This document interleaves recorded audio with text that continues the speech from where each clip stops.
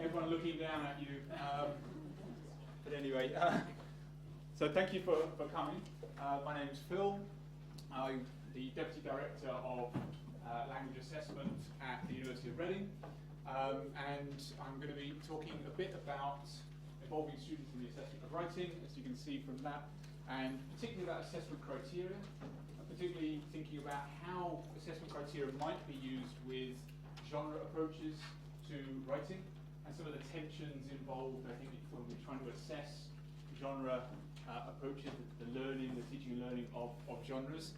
I'm particularly going to be thinking about a couple of things with criteria. One is about how we conceptualize them, how we view them, what we think they actually are, and kind of related to that, how we end up using them, or in some cases not using them, in what we do.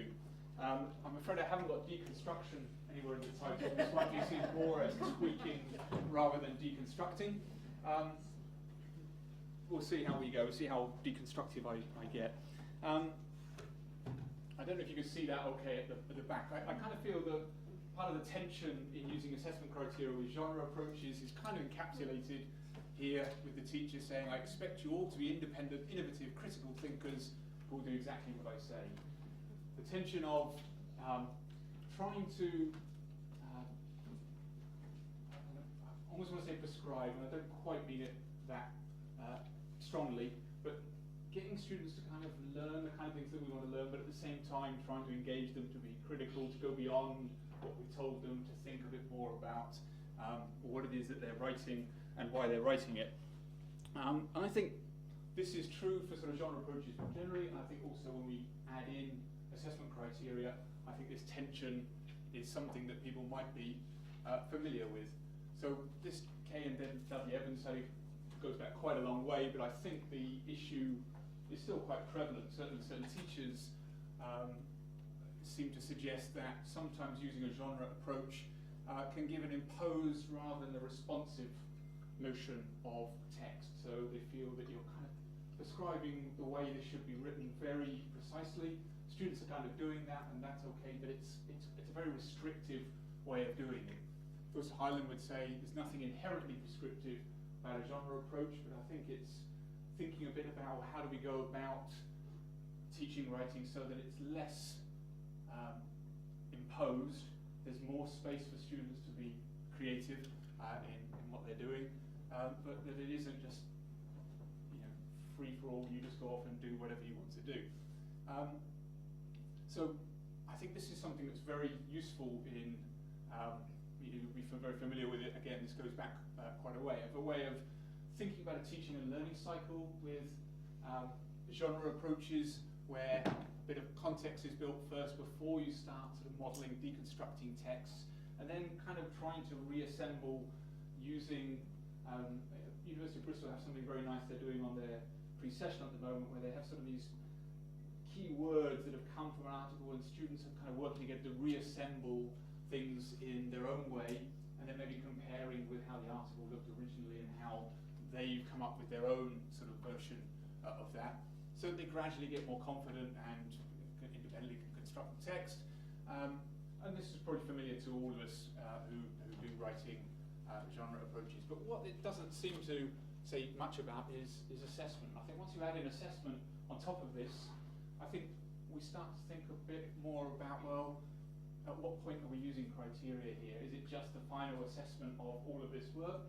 Or is there a way we can more productively use criteria during this kind of cycle in order to help students write better? And I've said there about sort of competing paradigms. So when we think of assessment, obviously there's a whole spectrum of approaches we could think about, from the sort of more measurement psychometric side of things to sort of assessment for learning, more socially constructive approaches, and obviously how we conceptualize criteria, what we end up doing with them, may well be somewhere along that climb of approaches from one to the other. And I think they have quite strong effects on what students end up actually doing. So in terms of assessment criteria, so I've talked a bit about the problems with the genre. In terms of assessment criteria, some of this will probably resonate with some who use criteria quite a lot. tolerance, and I have to stress he was talking here about vocational education more than higher education, but I think the point still holds here of the danger of criteria compliance in pursuit of grades. The students want to know, just tell me what I need to know so I can get a good grade for this course. I want it all specified very easily. I don't want to do too much thinking. And the danger here of students just doing what they're told without thinking about their own learner autonomy. So what do they do when they then later come to do some work in their discipline, not related to what you've been doing? How well prepared are they if all they've done is just follow what they were told by their EAP lecturers? Osmond and Merry, 2013, there's a danger with too much teacher guidance. Students develop dependency. Same kind of issue, I think, that they're dependent on what they're told, and they're sort of lacking the opportunity, if you like, to have the space, if you like, to work and develop their own right styles within a genre approach. So some issues, I think, which again I think people will be familiar with when they're thinking of assessment criteria. So I'm going to talk a little about some data I collected, and I'll just sort of touch on some of this data when talking about a couple of the approaches to assessment criteria that I observed. I should say the study I was doing was about exemplars more specifically, and I already had this published about learning from exemplars. Obviously, exemplars, for those who don't know, are sort of examples of what the criteria are saying. So lots of student examples, perhaps, of work that they've done previously that give you an example of what does this bit of the criteria mean. But I'm not just going to focus on exemplars, but more specifically on the criteria. So one view that I saw in the data, where criteria are seen very much in the way that you see it in testing. If anyone's done any IELTS examining, you have the criteria usually specified in a nice matrix. These are specific features that you're looking for. You can identify it, you can see it in an exemplar as an example of the kind of thing. And what we might say is that they're determinate and they're very explicit. Not really negotiable. This is kind of how I'm going to assess you, this is what I'm looking for. And you can kind of map, in a sense, the criteria to something in the exemplar very precisely. If anybody, again, has done sort of testing work, you know, very often you've got a criterion and you can see an example of it in the text. That's the kind of thing we're looking for. When you see that, it's this, and grade accordingly. But going back to what we said from those quotes before, there's a danger here that this could lead to something where students are getting quite instrumental in their learning. They're not really thinking a lot about what they're reading. They just, okay, I know I need to do this, I'm going to put that in, because that is that kind of grade. And it tends to be getting quite atomistic. It tends to be a focus perhaps on features rather than standards of,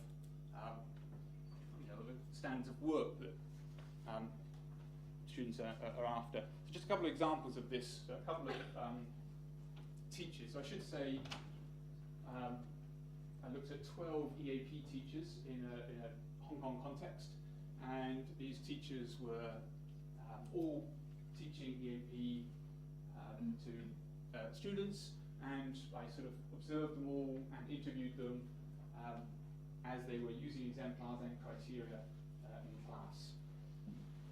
So Annika here talked a bit about this interplay in using the exemplar and using criteria. Once the assessment criteria change, I need to change the exemplar. So I think that's a good example of a very direct link between an example she was looking for in a text and something very specific in the criteria. Exemplar should correspond to assessment needs and requirements. Again, so there should be a very tight link between criteria and exemplar. So maybe the exemplar very often in that case was teacher created to show the features that were expected in the writing. Carl similarly talking about students preferring a more prescriptive approach. The students really like this. They like to kind of see this direct match between criteria and what's being learned. They feel really comfortable with that. And he also said that if students can just sit and listen and accept everything you say, then that's a nice thing. Actually, quite similar to the cartoon I think we had before, where you can just sit back and enjoy. comfortable with this approach and felt that this was what the students wanted. So sort of helping the needs of the students is what they felt they needed. And this, I think, is one kind of approach. I think you might call it something like a structured approach. When I talked about exemplars in the paper, I called this a quite structured approach to using criteria. I suppose because of that, another view of the criteria is that actually this level of detail, almost prescription, is a bad thing. So some students liked it, but I'm worried that they're going to be too instrumental. This isn't a good thing. So sometimes some teachers, there were a couple of others here who avoided their use altogether, wanted to sort of hide them away, not share them with students, they couldn't see them, because they were concerned about this level of prescription, potentially. They sort of felt that students should be discovering a bit more what it is that's expected and required in an assignment. So there's more work here for the student to do to try and think about, well, how do I go about this? How am I going to write about this if I can't see criteria? But a couple of questions. Are students capable of discovering learning beyond servitude? Is that, how is genre acquired, in a sense, that, or the knowledge of that, how is it acquired? Can they just sort of discover it? I think probably unlikely. And there's little guidance other than what the teacher reveals. You're dependent just on what the teacher says. That's all the input, if you like, you're going to get on the genre, which puts quite a heavy burden, I think, on what the teacher says, and for the students to just respond to what the teacher is saying. We sort of see this in feedback, where maybe students have written something, collected in, it's not very good, and your feedback is, this wasn't done well, this wasn't done well. The student then has to sort of take that feedback and do something with it, and all they've really got to go on is what you've just told them. And obviously, if they're not really not sure what it means, it's going to be very difficult for them, I think, to do much with the feedback they've got, no matter how well that feedback was written. So that was kind of another view, and there were a couple of teachers here. Janet was obviously very concerned about showing criteria to students, particularly quite early on in their learning, that were too prescriptive. The students are just going to do what I tell them, and I don't want this. This is something to be avoided. When? Thinking back to when she was herself kind of a student and wasn't given criteria. So she says, the feeling if I refer to the criteria when examining an exemplar or a sample, there may seem to be only one way to achieve the criteria. So again, I think that kind of danger. She also went on to mention that when she was at university, nobody told her how to do it. She was expected to find it out for herself, and she thought that was a good thing, that students get too much information now, and it was much better in her day when that wasn't the case. Students had to think more. Obviously, they were smarter then than they are now. So I think there's sort of two approaches, or two ways of conceptualizing assessment criteria. But I think both have some issues. Both of those see the criteria, I think, as determinate, meaning either that the criteria show everything that there is to know about writing. So in that sense, everything is there already in the criteria, and that it's very clear how the bits of the criteria fit together. And this, I think, is where we think of criteria, I think of criteria being quite indeterminate. You don't really know. They're in a nice matrix, a nice grid, and sometimes they have bullet points, so all the points are there, but it all looks as if every point on that criteria is sort of equally weighted. They're all equally important. And we kind of know ourselves that actually, far from it, and maybe one or two of those points are really the key to the whole thing. If you're not appropriate in what you're trying to do, not appropriate for a particular discipline, that is like a huge thing. The spelling of a couple of key terms may be a minor thing, or it may not be, but what we know, those criteria are unlikely to be all exactly the same. So that's when I'm talking about criteria being determinate. I think very often we see criteria as self-explanatory, like students can see them, they understand them, they all mean, they're all equally weighted, and they cover all the things that we need to know. And I think, I don't know whether that's borrowed from language testing or where that's come from, but there's 5 minutes left or wow, time goes fast.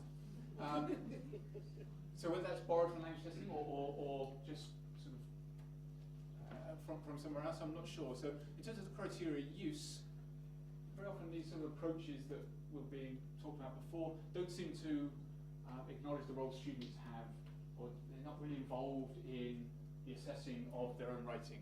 So a few terms here which I'm going to just come on to in a moment. Tacit knowledge, I'll come to.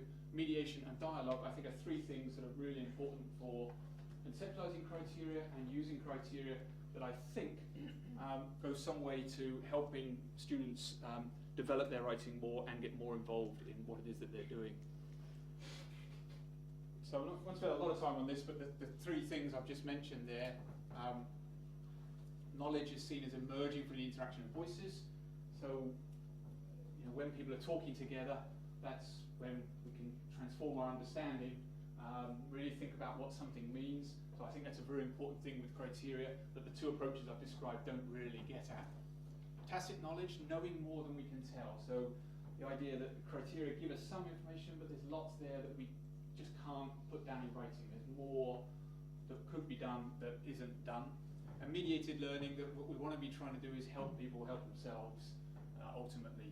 That if students can evaluate their own work while it's being produced, then that's something very valuable for their writing beyond what we do in our EAP classrooms. They can actually have some hope, individuals developing their writing as they go into other disciplines later. Participation dialogue, these are things that we want to be able to try and bring in. Similar to that of the teacher, then we can make sense better of the teacher's judgment coming from already. We've done work on this, and that should make sense to us. I think with tacit knowledge, as EAP teaches as well, the tacit knowledge could be what students bring to their kind of understanding of writing that they bring from their disciplines. Postgraduate students particularly have knowledge about writing in their discipline that maybe we don't have. And actually that interaction of voices can shape what we think and do as well. I think that's something that's very, very powerful. So if we want to get participation and dialogue, I think we have to see criteria as a bit more fuzzy. I acknowledge that and actually welcome that, but it's very hard to say exactly what these criteria mean. It's both explicit and tacit.